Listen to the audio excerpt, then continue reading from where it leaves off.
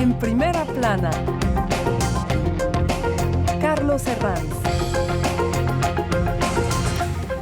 Bienvenidos en Primera Plana, un programa de Radio Francia Internacional y de France 24. Esta semana ponemos el foco en Chile, un país en plena ebullición. Vamos a intentar dar las claves para entender el rechazo al plebiscito constitucional. Me acompañan en este estudio tres invitados. Les presento ya a Marie-Laure Sara de la Bessière, es catedrática e investigadora en el Instituto Católico de París. Bienvenida. Buenos días, gracias por su invitación.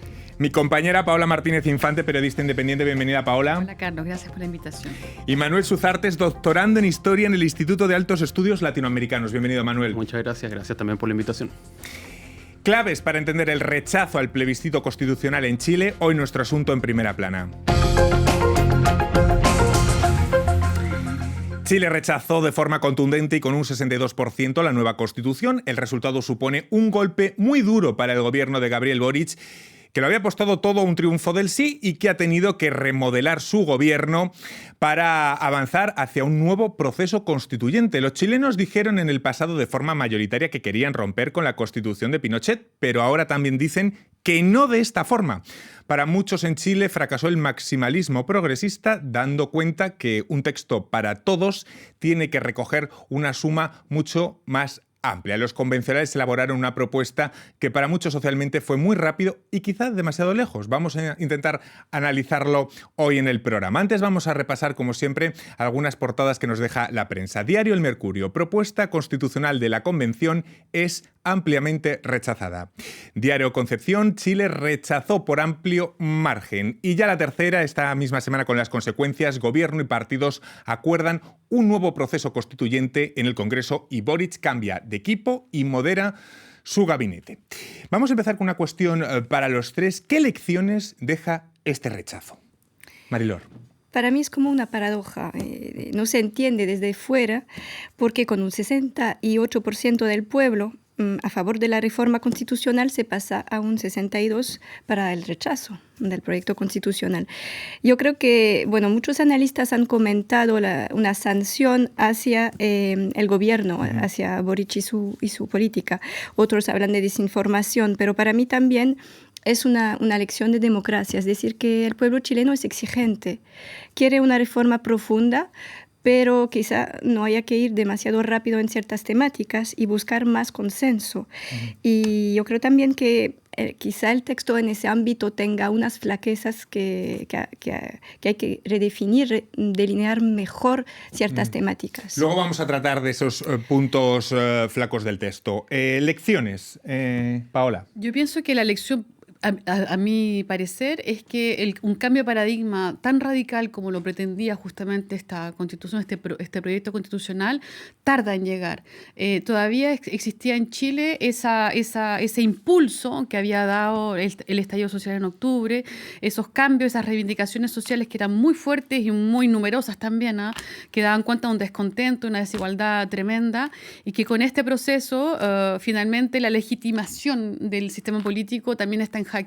Quiere decir que, queremos cambios, queremos la revolución en la calle, pero al momento de establecer qué puntos van a estar en la mesa para poder discutir, ahí la otra lección es que finalmente nos dimos cuenta que hay muchos votantes chilenos. No solamente el rechazo de la gente que está por la constitución de Pinochet, sino que, como bien lo decías tú, hay una panoplia enorme de posibilidades que se abren y la gente rechaza tanto por el aborto, lo veremos tal vez en detalle más tarde, por la plurinacionalidad. Hay diferentes puntos que provocaron también esa reticencia a este cambio radical, pero sobre todo lo que yo retengo es que un proceso de cambio de la Carta Magna, no por nada se llama así, necesita todavía más tiempo y tal vez fue muy precipitado avanzarse en ese cambio un año después de un apruebo de cambio de constitución. La velocidad. Exacto. Manuel. Sí, una gran lección que nadie, yo creo, vio venir de esta manera es qué pasa cuando la mayoría del padrón electoral, alrededor de un 85% de los votantes totales del país, vota justamente. Uno de los grandes mitos que se ha construido siempre es que siempre son los más politizados los que votan, la derecha tiene un voto muy duro, y siempre se soñaba un poco con esta idea del pueblo participando en la votación, y llegó el momento en que esta idea de pueblo, de la masa de votantes chilenos votó, y el resultado es bastante increíble en ese sentido. Entonces, esto plantea ya muchos desafíos para los partidos políticos, para la comunicación política también, y justamente para lo que va a ser el proceso constituyente que va a venir ahora. ¿El proceso constitucional, en todo caso, podríamos decir que es irrevocable?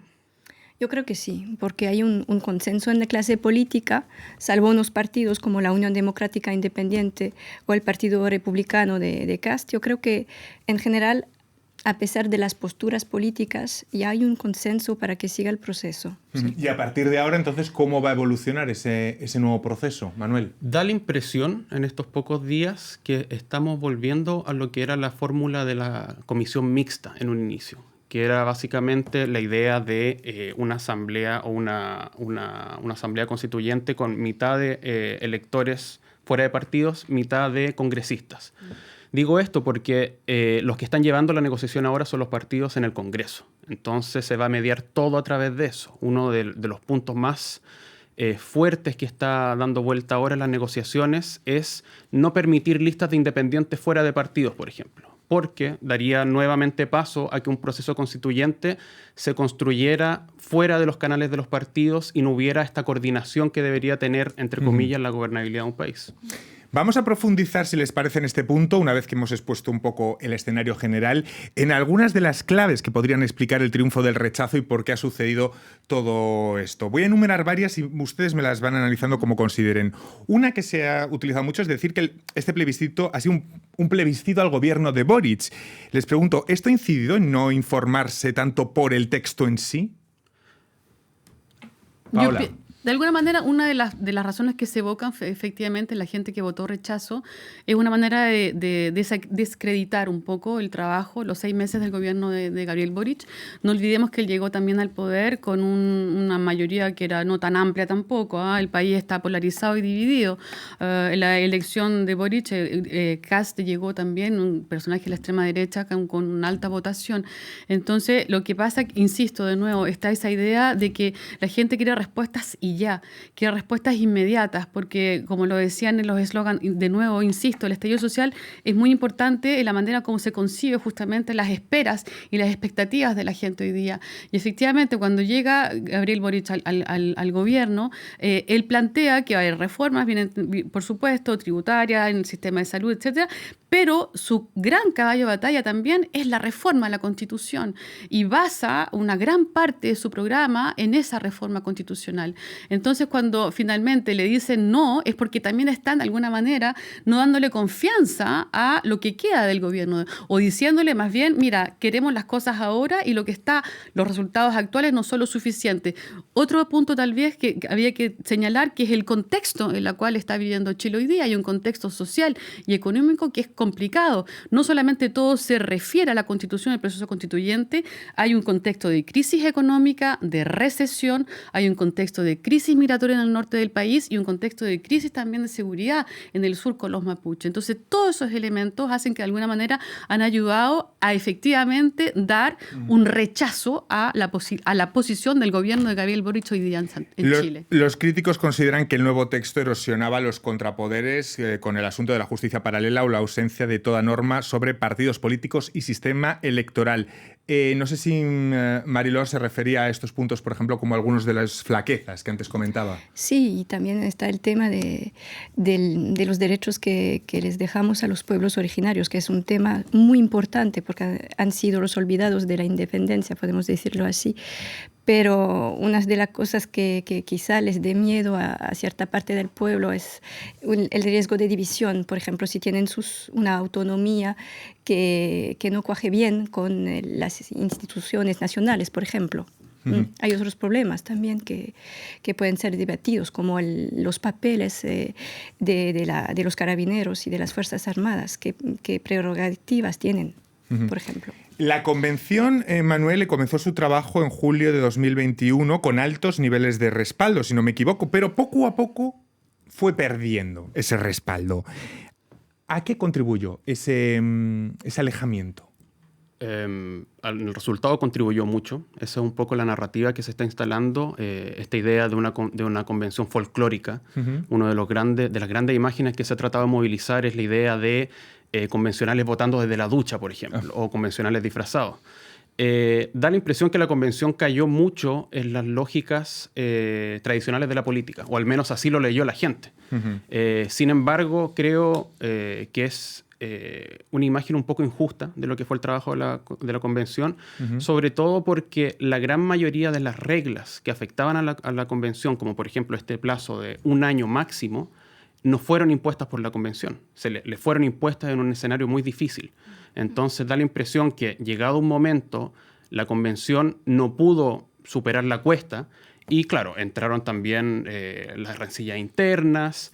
Y por último, un tema que se discute muy poco es la responsabilidad que tuvo la derecha en el fracaso de la convención, no tanto en su participación, pero justamente en no haber logrado elegir sus propios convencionales, poner sus temas. En el fondo llegaron muy debilitados y eligieron un enfoque de confrontación.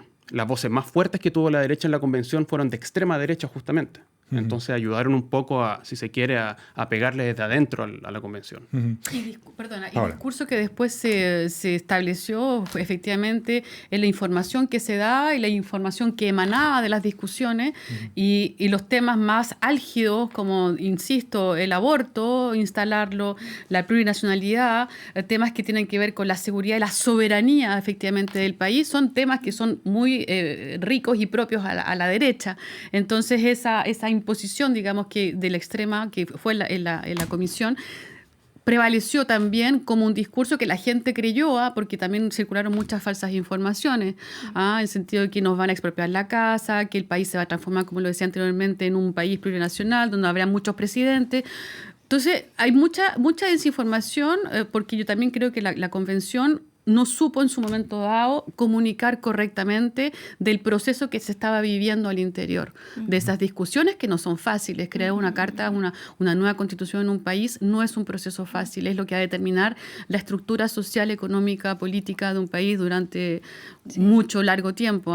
Pinochet lo hizo en un momento encerrado en 4 muros con 7 personas y ahora había una comisión participativa, paritaria, que tenía todas las garantías y todos los principios fundadores justamente de una real democracia. Y finalmente también da cuenta de un poco de las fallas de esa democracia. No todo es tan fantástico como lo pensábamos. Guárdense algún argumento para la vuelta de pausa en la que vamos a seguir analizando este rechazo a la nueva constitución en Chile y también los cambios y cómo ha afectado al gobierno de Gabriel Boric. Será enseguida aquí en Primera Plana. Hasta ahora.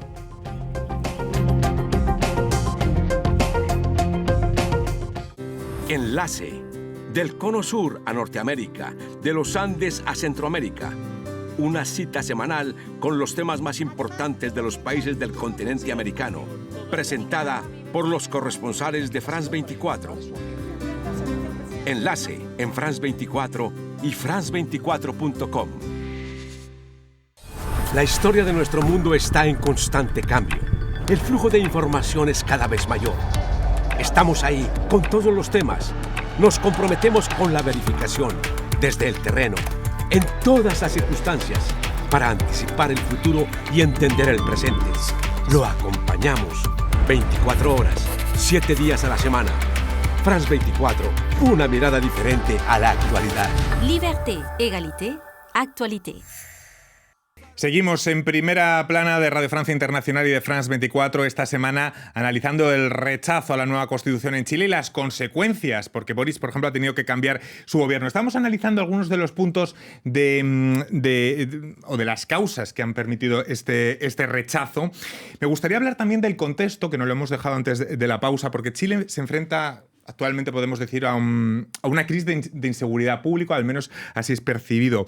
Se trata de un problema que ha crecido con los años, pero no sé hasta qué punto afecta directamente a la ciudadanía que puede votar contra el gobierno de turno y eso ha podido pasar. ¿Hasta qué punto esto es un argumento para el rechazo? Es un argumento.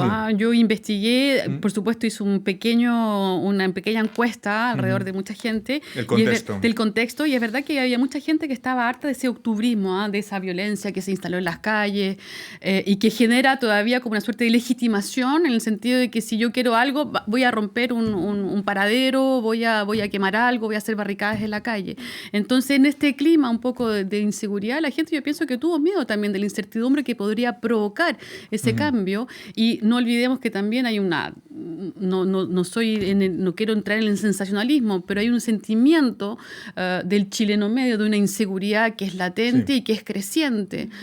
Como yo lo decía anteriormente, está la crisis en el norte con la inmigración. No hay que olvidar también que hay muchos prejuicios también al respecto, pero se engloba, hay un maximalismo de que la culpa es de los inmigrantes y un maximalismo de decir que la culpa también la tienen los mapuches en el sur y la culpa también lo tienen los delincuentes en el centro. Entonces, cuidado con esos argumentos, pero es verdad que también juega un poco en ese sentimiento un poco de inseguridad. Y el otro sentimiento, que no es menor y creo que es el más importante y que es transversal a todo este proceso, es la crisis económica. No olvidemos que Chile es uno de los países más desiguales de la América Latina. Entonces esa desigualdad económica genera esta frustración en la población, en la sociedad entera, tanto la clase media como la clase obrera, ¿cierto? De que lo que tienen no les alcanza. No olvidemos el eslogan del estallido social: queremos una vida digna. Chile despertó porque ya basta de abusos. Entonces en ese clima, digamos, de inseguridad tanto económica como una inseguridad de seguridad, digamos, pública, no es menor el voto también de rechazo. Preferimos tal vez algo que está consolidado, que tiene imperfecciones, pero lo conocemos. Más vale diablo conocido que por conocer, exacto, como dice el eslogan. Valoremos el contexto. Marilor, la crisis económica y la de la seguridad, ¿hasta qué punto han podido influir en el voto? Sí, yo creo que hay un miedo a la polarización en Chile, por razones históricas también. Entonces esto sí pudo influenciar muchísimo. Y también la otra cosa es que yo creo que hay algunas reivindicaciones básicas del octubrismo que quizá no se vean satisfechas por el texto de la Constitución. Y eso pudo ser una de las razones del rechazo, sí. Manuel. Ahí está también la fortaleza del voto rechazo, justamente que es un abanico de posibilidades. La inseguridad, por ejemplo, es una de las razones, sin lugar a duda. Pero también lo podía ser el fin del Senado, podía ser el miedo al fin de la propiedad privada, ahí se mezcla con el tema de la desinformación, pero con respecto a este punto exacto de ¿cómo se llama? El problema de seguridad y la precarización de la vida en general, no hay que olvidar que, como todo el mundo, Chile viene también saliendo de un periodo de pandemia que fue muy duro, con restricciones muy duras y con una sensación general de desamparo de parte del Estado hacia la ciudadanía. Entonces, claramente es una olla de presión que Boric no es responsable, perdona Manuel, no olvidemos que Piñera estaba al mando en ese periodo también. Es simplemente decir que esta olla de presión, de un punto de vista, si uno quiere sacar algo positivo, explotó, entre comillas, de una forma democrática en esta ocasión, con una votación de 60 y ¿cuánto por ciento? 61%, 62% hacia el rechazo. En cualquier caso, Boric había amarrado, podríamos decir, el destino de su gobierno a la suerte en el plebiscito y ahora parece que debe pagar los costos. ¿No le quedaba otra? ¿No había otra salida? Estaba muy vinculado, ¿no?, el destino de... Claro, me cuesta creer que en gobierno y en los partidos de oposición hubiera habido una confianza ciega en el triunfo del apruebo. Yo creo que estaba muy claro que el rechazo tenía la delantera porque es lo que mostraban las tendencias. Sin embargo, a mí me queda la impresión que tal vez apuntaban a algo un poco más peleado, justamente alcanzaron 45% y tal vez tener justamente un escenario un poco más tenso, en el fondo donde el gobierno pudiera hacer, qué sé yo, contrapropuestas, la derecha no tan fuerte, pero claramente esto desarma un poco ese plan. Entonces no creo que haya habido necesariamente un error, es decir, claramente se puede leer como un error, pero no sé si necesariamente un error malicioso de la parte del gobierno. Ante el rechazo, consecuencias. Boric ha girado hacia el centro, remodelando su gabinete y aproximándose al centro-izquierda tradicional, podríamos decir. No sé si podríamos decir que de nuevo muestra esa plasticidad que caracteriza al joven líder chileno, Mariló. Sí, Que parece que se reinventa, que tiene una capacidad pragmática, ¿no? Sí, eso viene de su recorrido, digamos, cuando era presidente de la Federación de Estudiantes de la Universidad de Chile. Tiene esta plasticidad, efectivamente, tiene una manera de entender la política. Una vez lo dijo en una entrevista para Canal 13, que para él el arte de la política es entender el punto de vista adverso para lograr un consenso y crear un bien común. Así que eso interesante eso, ¿eh? Forma parte de su ¿Cuánto visión nos falta política. en el mundo eso, verdad? Por eso es muy pragmático. Yo creo que sabe sacar las lecciones de sus errores y varias veces lo dijo. Dijo, yo voy a hacer errores, seguro, pero tengo las manos limpias y el corazón caliente, es lo que dijo también.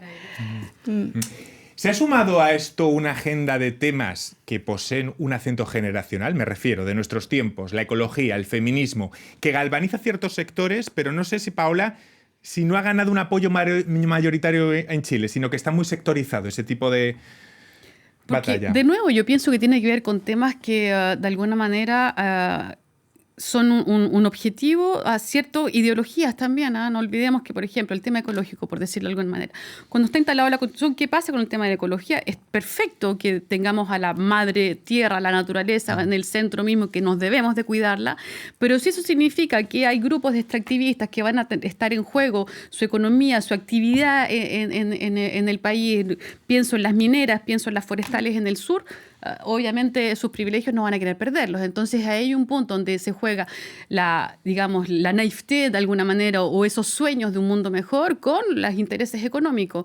El tema del feminismo también. El feminismo, no olvidemos que las mujeres han sido determinantes en todos los procesos y no desde solamente el estallido social. Antes también, en 2017, que empezó el movimiento feminista en Chile con fuerza a reivindicar los abusos, las violencias, etcétera, y que fue durante todo el proceso del estallido social una lucha absoluta por reivindicar los derechos, por romper justamente con el patriarcado, que es un freo absoluto también en América Latina, no solamente en Chile, y poner el tema de la paridad en el centro del país. Eso también genera conflicto porque tiene que ver con un conservadurismo que es un poco subterráneo, que tal vez no se conoce tanto en Chile, lo que hablabas tú, Manuel, delante, hace un instante, sobre este electorado que apareció con el voto obligatorio. Tal vez ese electorado de voto obligatorio no tiene ni unas ganas de que se hable de diversidad sexual, de aborto de nuevo, de paridad en el Estado. Incluso decía mucha gente, una de las razones decía, yo no voy a votar porque sea una mujer o un hombre, no me interesa mucho esa paridad, voy a votar por el más mejor, como dicen en Chile, ¿cierto? Entonces es verdad que esos temas, que son temas centrales, hay mucha ideología detrás que si uno las pone en la mesa genera ruido porque hay intereses económicos que están en juego y la Iglesia Católica, si bien en Chile ha perdido un poco de fuerza, el tema de la moral y de lo que tiene que hacer la ciudadanía y de cómo la familia puede ser también tocada por este tipo de temas, genera problemáticas. Entonces también son razones por las cuales ciertos sectores pusieron el acento en el rechazo. No queremos ese modelo tan radical, insisto, porque hay mucha radicalidad en algunas propuestas, que es normal cuando hay una revolución de la envergadura del estallido social. De alguna manera la radicalidad se puede plasmar en un modelo de sociedad diferente y eso la gente todavía no está dispuesta a aceptarlo. Manuel, elemento generacional. Elemento generacional, primero decir que en cuanto a la idea de generación como grupos etarios, la votación mostró que la juventud, en su mayoría aplastante, bueno, como todos los grupos sociales, votaron por el rechazo. Entonces, eso es importante tener en cuenta. Sin embargo, yo no me apuraría tanto a decir que la sociedad chilena es conservadora o es de izquierda o es de derecha, pero yo creo que sí hubo un problema de cómo se presentaron estos temas. Por ejemplo, el tema del aborto, la interrupción del embarazo. La interrupción del embarazo no siempre fue ilegal en Chile. Hubo causales en algunos momentos, incluso en tiempos de dictadura. Sin embargo, creo que el error fue justamente no tomar en cuenta lo que se llama en la política en Chile el cosismo, en el fondo los problemas reales de la gente que se llamaba. Por ejemplo, tal vez en vez de haber enfocado el tema en el aborto, en cuántas semanas, en cuáles casos, eso tal vez se podría haber presentado como política pública de salud. En el fondo, ¿cómo va a ser el nuevo sistema de salud? Perdona, interrumpo. Artículo 61 no está escrito la palabra aborto, justamente para no... Justamente. es un buen punto. Hay que considerarlo. ¿Eh? Y temas como progresismo, aborto, ideología de género, que se habla mucho ahora también, cancelación, son todos temas que no fueron puestos en el fondo, que estaban en el debate pero que no estaban en el texto. Marilo, ¿algo más que añadir a...? Sí, bueno, yo diría que las prioridades del gobierno a lo mejor no cuajan exactamente con ciertas reivindicaciones del octubrismo. Es decir, que hay gente que vive el día a día y que solo quiere alcanzar el fin de mes. Y que para esta gente la descentralización, el feminismo, el plurinacionalismo no forma parte de sus prioridades. Es la famosa lucha, bueno, que no solo se ve en Chile, se ve casi, es un debate de nuestros días, cómo conjugar ecologismo con justicia social. Se puede extrapolar a cualquier país del mundo, a cualquier sociedad, ¿no? Pero si no lo haces ahora, ¿cuándo lo vamos a hacer? De alguna manera yo pienso que hay que ser más valientes en el sentido y también optar por posiciones más radicales, que nos van a llevar, si no vamos directo al muro. Me queda muy poco tiempo, pero quiero preguntarles por un par de temas más. De los nuevos nombres del nuevo gabinete, ¿les sorprende alguno? ¿Les sorprenden los cambios que ha hecho Boric? Lo Manuel. que sorprende es el anticomunismo que ha vuelto a reflotarse en el debate público, sobre todo enarbolado obviamente por la derecha, que es un discurso muy tradicional en Chile a esta altura, porque está siendo bastante odioso. En el fondo se está empezando a poner un poco en duda que el Partido Comunista participe de ciertas instancias de gobierno sin tomar en cuenta que es uno de los partidos de la coalición. Sin embargo, el resto de los nombres no sorprende. Algunos ya se hablaban hace algunas semanas, como el de la nueva ministra del Interior, Carolina Toá. Sin embargo, sí representa un golpe anímico para cierto sector de apoyo del gobierno, que es volver a ver caras de los 30 años, como se llaman, de la antigua concertación, de nuevo en el gobierno, en desmedro de fuerzas, qué sé yo, que se pensaban que eran tal vez más hegemónicas. ¿Podríamos decir que Boric sale debilitado? De cómo ven el futuro de Boric en pocos segundos? No, al contrario, estoy muy de acuerdo en la posición de Boric. Es un hombre de diálogo, es un hombre que es muy flexible y de hecho la prueba está con este cambio de gabinete, instala un socialismo democrático de nuevo en su gabinete, sobre todo, y le da un vuelco. Queremos más experiencia, queremos caras nuevas y también queremos caras antiguas y creo un consensus. Me quedo sin tiempo para más, ha sido un placer. Muchísimas gracias a los tres y a todos ustedes. Les esperamos aquí la próxima semana en Primera Plana. Gracias.